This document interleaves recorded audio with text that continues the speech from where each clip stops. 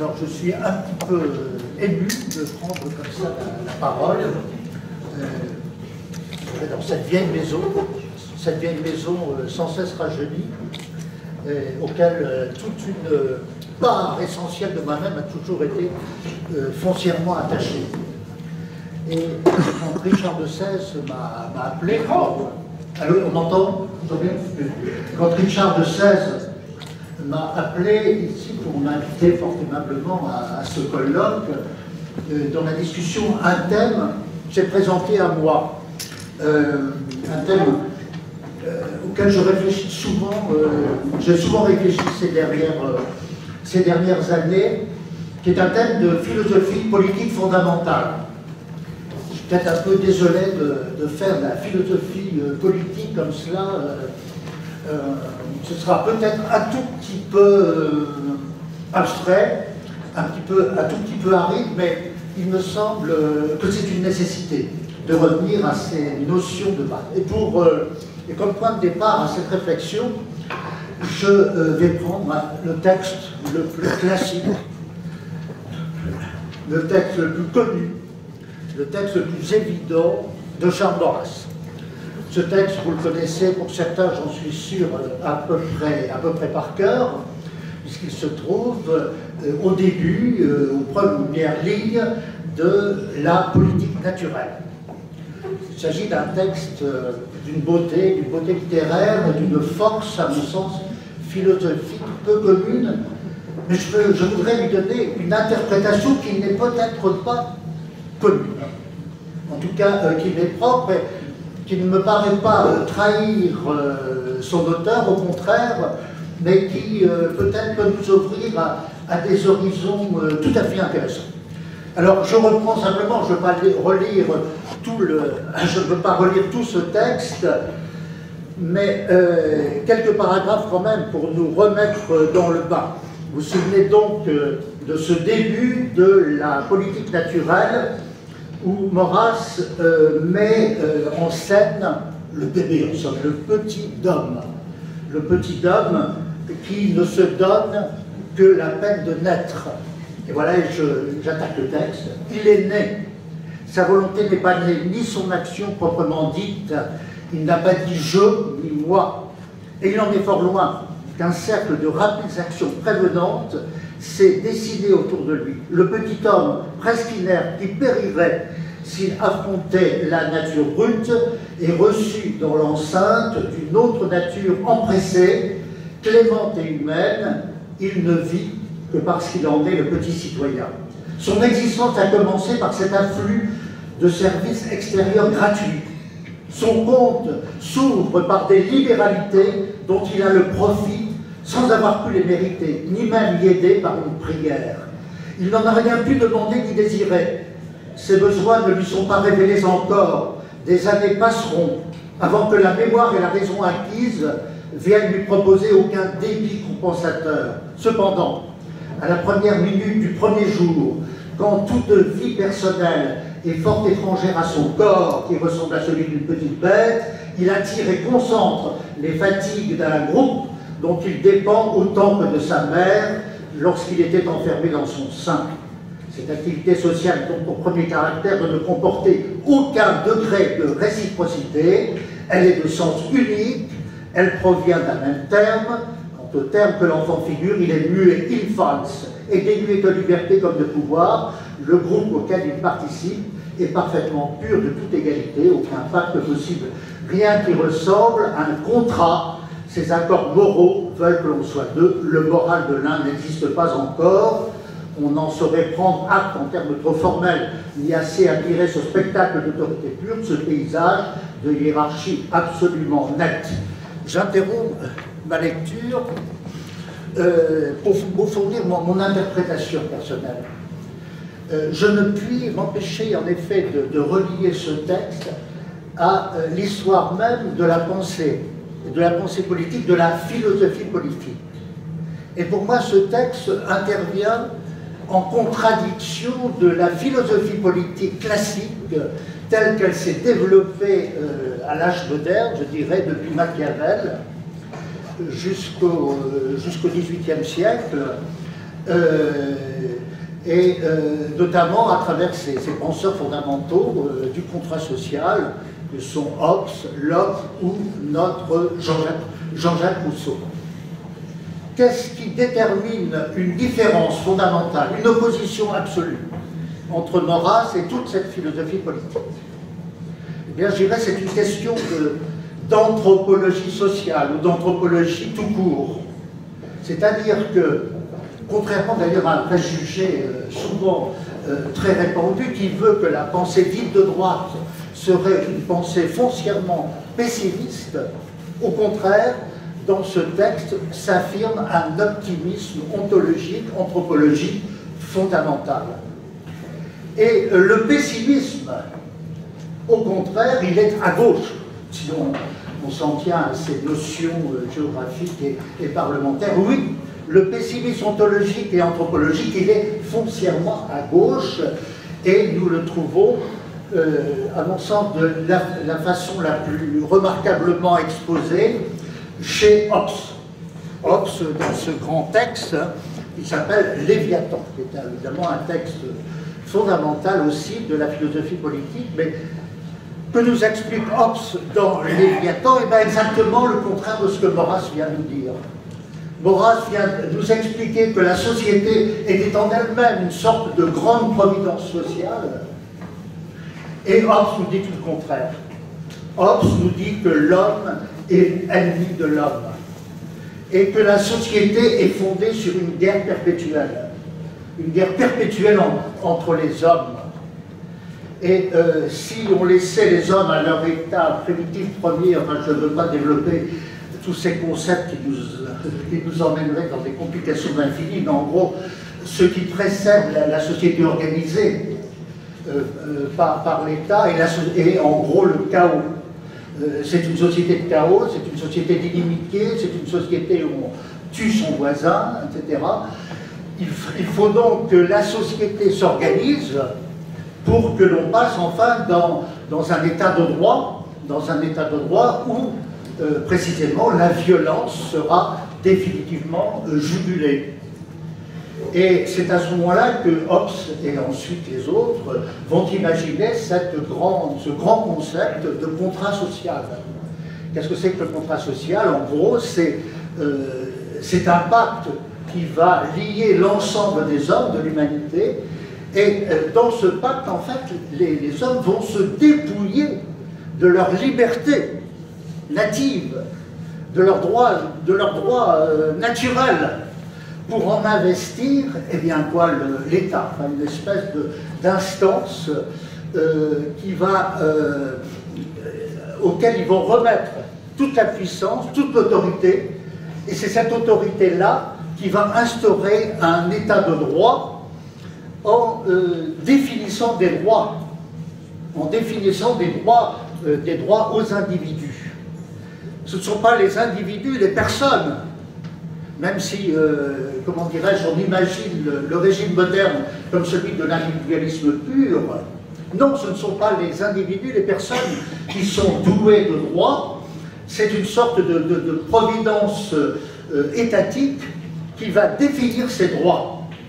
Et on va réclamer à l'État de plus en plus de droits. Mais du même coup, cet État se reconnaît toute l'autorité possible, je dirais toute l'autorité suprême, l'autorité qui va permettre à l'humanité de progresser et d'arriver à une sorte de perfection idéale. Je suis pensé quand même ces temps-ci avec cette histoire un peu faramineuse, qui veut que désormais l'État, la puissance étatique, législatrice, interdise la fessée, interdise aux parents la fessée. C'est donc une espèce de puissance extérieure est là pour éduquer l'humanité, pour éduquer les parents, pour éduquer les familles et pour leur dire ce qu'il convient de faire ou de ne pas faire. Vous voyez donc que à ce pessimisme ontologique fondamental correspond une conception de fait très autoritaire, voire totalitaire de l'État. D'ailleurs, tous les penseurs actuels, les grands penseurs actuels, et je ne pense pas que mon ami Frédéric me démentira, associent la naissance du totalitarisme moderne à la naissance de la démocratie moderne. Que ce soit Pierre Manant ou Marcel Boucher, ils sont tout à fait d'accord là-dessus. Il y a un formidable risque à l'origine de la démocratie moderne d'une dégénérescence au totalitarisme. Et cela s'explique précisément par ce fondement anthropologique et d'anthropologie sociale de la pensée politique moderne. Et donc la pensée de Maurras, elle est fondée sur une autre vision anthropologique que j'apparenterais eh bien, à la théologie catholique, tout simplement. Je retrouve chez Hobbes et Rousseau et autres, en fait, une vision luthérienne ou calviniste de la grâce et une vision de l'humanité déchue. Complètement déchu, c'est ça, l'homme de Hobbes, c'est l'homme déchu. Et qui a besoin d'un salut radical et d'une force extérieure qui va, en quelque sorte, le redresser. Et Maurras n'a pas du tout cette théologie-là, n'a pas du tout cette théologie implicite. Maurras a la théologie catholique, et qui veut que le péché, évidemment, soit présent au cœur de l'homme, de l'humanité, de la réalité sociale, mais la nature humaine est blessée. Elle est blessée, elle n'est pas pervertie. Et donc, le substrat social en elle-même, la société est bonne en elle-même. Elle est blessée, mais elle est bonne. Et donc, il ne s'agit pas de contredire ou d'aller à l'encontre de cette réalité sociale fondamentale. Il s'agit au contraire de la préserver, de l'aider à grandir. Oui, précisément. Et qu'en est-il de l'État? Parce qu'il y a quand même un État. Évidemment, on ne me fera pas dire cette absurdité que chez Maurras, l'État n'a pas d'existence, n'a pas d'importance, il est évidemment fondamental, mais c'est l'État capétien. C'est l'État capétien, évidemment, il y aurait tout un cours encore d'histoire des institutions dont je n'ai ni la compétence ni la force reprendre aujourd'hui, parce qu'il s'agirait évidemment d'étudier toute l'évolution de la monarchie française, des origines, non seulement jusqu'à la Révolution française d'ailleurs, parce que ça c'est peut-être une faiblesse de l'école d'action française, bien que je n'ai pas lu récemment le livre du marquis de Roux sur la Restauration, mais quand même l'histoire de la monarchie française ne s'arrête pas en 1789. On ne peut pas faire fi de la Restauration et de la monarchie de Juillet, qui est un développement possible de la monarchie. Donc l'État royal est bien une réalité, seulement cet État royal, il n'est pas là pour se substituer à la réalité sociale, il est là comme serviteur, comme arbitre, comme instance de justice supérieure pour aider ce corps social à se développer. Donc forcément cet État central est limité. Il n'a pas toutes les prétentions et il n'a pas en particulier la prétention de fabriquer le lien social. Ce n'est pas l'État qui fabrique le lien social, il est au service. Il est au service de la société, donc du lien social si vous voulez. Là, très volontiers, si vous voulez, je me référais à un autre auteur qui n'est pas d'école d'action française, bien qu'il avait des sympathies monarchistes. C'était un ami de Pierre Boutan, qui a d'ailleurs collaboré à la Nation française, qui s'appelait Claude Bruère. Et moi, je ne sais pas si le livre est encore disponible, il doit dater des années 70 ou 80. Il a joué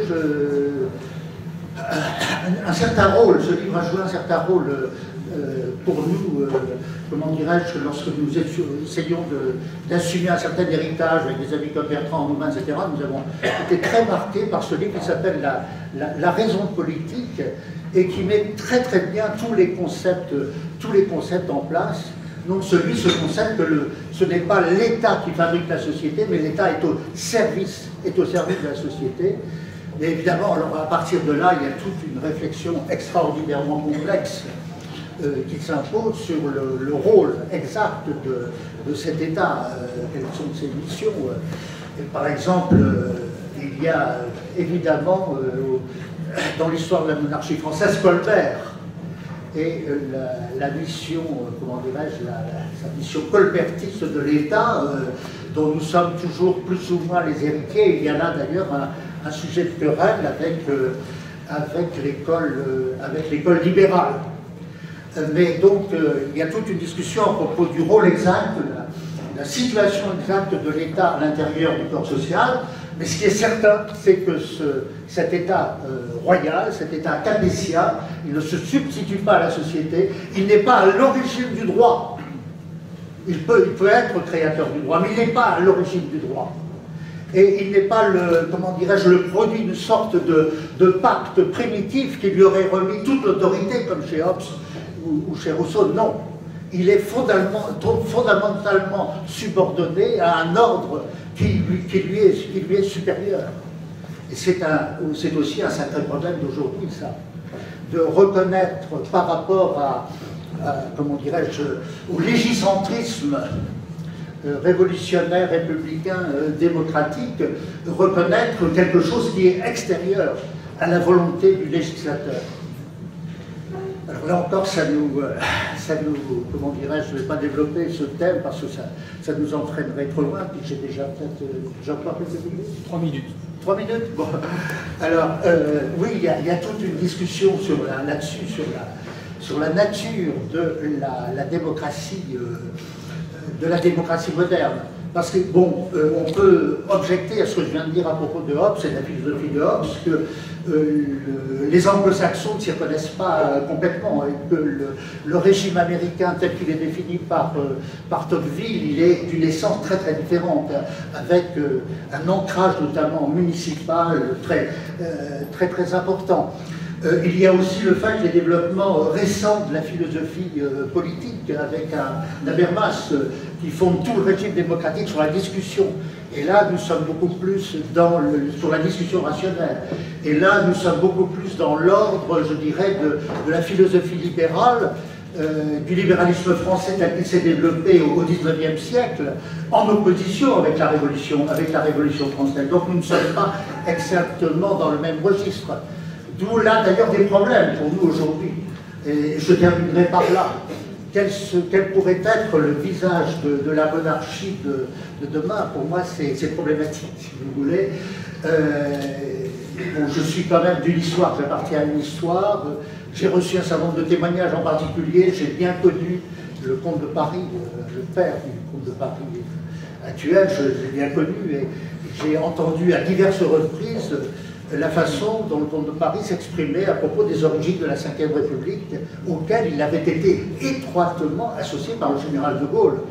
C'est une chose dont on ne parle guère dans les livres d'histoire, mais de Gaulle voyait souvent le comte de Paris, qui était un conseiller très écouté, et c'est le comte de Paris, en fait, qui a soumis à de Gaulle, qui a fini par s'y rallier, l'idée de l'élection du président de la République au suffrage universel. C'est le comte de Paris qui a mis ça dans la tête de Gaulle. C'était pas dans la première constitution prévue par Michel Debré.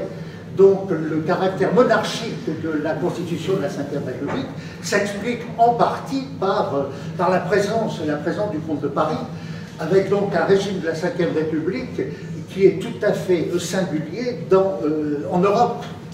C'est-à-dire que le président français est investi d'un pouvoir qu'aucun autre chef d'État n'est investi dans les autres pays européens. Et nous avons des monarchies en Europe dont le pouvoir est symbolique, qui n'existe. Et quand je dis symbolique, je n'entends pas du tout que ce pouvoir soit, comment dirais-je, inefficient, et voire inexistant, parce que cette symbolique est fondamentale pour tous les pays, en cause notamment l'Angleterre.